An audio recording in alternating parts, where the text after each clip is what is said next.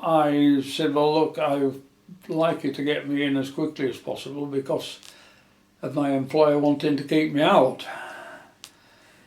So they then took me in, and I finished up on ground duties to start with until my turn came for flying duties. Did you have to pass an education test before Yeah. being a pilot? Yeah. Yes, there was education in it, and I was from the technical college here, you see. And that satisfied them. I went in and I had no problems. I finally started flying. Started on basic flying and background at Stratford-on-Avon. That was my first. Once I got on the course, that was my first occupation in Stratford-on-Avon. On to Stoke-on-Trent. Basic flying, 60 hours basic flying, where you did about 10 hours, roughly 10 hours, with information from them about flying duties and small aeroplanes. Went in one of those and until I was 60, and then it was across to Canada to get my wings. I got my basic wings, well they weren't wings really, basic flying here anyway, and by the time I'd done 120 hours altogether, I was down for flying duties in this country. Well, what's that phrase, get your wings? What did that entail? To indoctrinate you in flying. And you always had the wings on your left hand side, you see, and you may have seen some of them. So that was so that you were identified. You had the wings on your left hand rest, and you were identifiable then both in the RAF and outside the service. So what aircraft did you do your first flight in? Miles Magister. Yeah, there were two types, Miles Magister and Tiger Moths. They were the two big basic ones in this country at the time. I went on, well, I didn't have a choice. I was put on to Miles Magisters, and from there I went to Canada when I'd finished on the Miles Magisters over here. Can you tell me about your first flight? Is that your first test flight, I mean? My first flight? Oh. Well, you went with an instructor.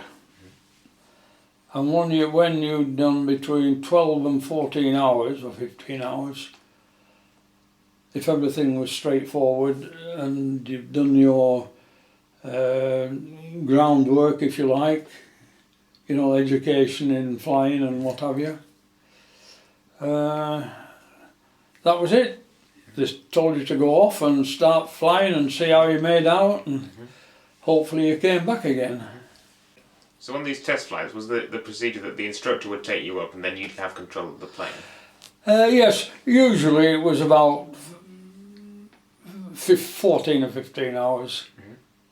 Was that how? And you went up with the flying instructor when you got to that age, and if he was satisfied that you were still capable, he got out of the plane and he said, right, it's all yours. Just take it round and come back in 20 minutes, half an hour, and hey presto, you were on the track. How many hours of flying could you do before the instructor said you were alright to fly on your own? About 14 or 15. Was that long or was it short? Well, they were anything from about 3/4 of an hour each time for a lesson. Did you ever have any near accidents during your test flights? Yes. Yes, my engine cut out on one occasion. Over the, more or less, I knew the aerodrome was down there and my engine cut out, and I had to glide down. I could still see my aerodrome, fortunately, and I made a basic landing there. Were you by yourself? Yeah. Would you say the aircraft you were flying were quite reliable? Yeah, yeah. Miles Magisters, yeah. Were they manoeuvrable or just very slow to move? Oh, they were good. The aeroplanes I was flying on were considered to be very good basic flying planes, and they were. The alternative would have been a Tiger Moth, which you may have heard about, and they've got double wings, whereas the Miles Magister was the nearest thing to the aeroplanes that you were going to do your basic flying on. So you did 60 hours on that, and then another 60 in Canada to get my wings. What were the instructors like? Were they reassuring? Were they friendly, or were they just hostile? Would you say? They varied. I was lucky. I had an instructor who was capable. I think that some people were taken off flying duties because they were considered not up to scratch, if you like. Whereas I was lucky. Did my basic 60 hours and then off to Canada, and I did my final 60 hours. So when exactly did you come on to flying Spitfires then?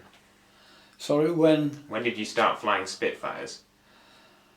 1940... No, let me think. 40 come 41, around that time, yeah. So you were considered a proper pilot by that time, were you? When I came back from Canada, I'd qualified. I had wings. I was capable of taking off and flying. But I got on a more advanced aeroplane, and then on to Spitfires, which of course no one could be in the cockpit with you. They just said, right, you'll be all right. Spitfire over there. Take it off and land and come back, and I'll be looking for you, the instructor would say. Were you nervous when you flew by yourself? No, you get over that. Once you'd done all your basic flying, you felt that you were capable, and that was good enough, really. Did you prefer Spitfires to other planes you flew? I was pleased, because I was looking after myself. If I'd been on bigger aeroplanes, as a lot were, like Oxfords, you were part of a crew learning to fly that, and you were in and out of the aeroplane when you were in the air even. Someone else would take over, but in the Spitfire you couldn't do that. You just took off and came back, and hey presto, you'd finished. So you were your own boss then? Well, you were your own boss once you'd got your wings in Canada. Did you have a choice what planes you flew? Or? No, they just told you what you were going to be occupied on. And would you say the Spitfire was better than any other German aircraft? well, the thing about the Spitfire, of course, it was a very capable aeroplane. If you could fly and you could handle a Spitfire, it was a good start, really, rather than go on to an Oxford, which had 2 engines, and I wasn't keen on that. I preferred to be my own boss, if you like, in the air, and that was it.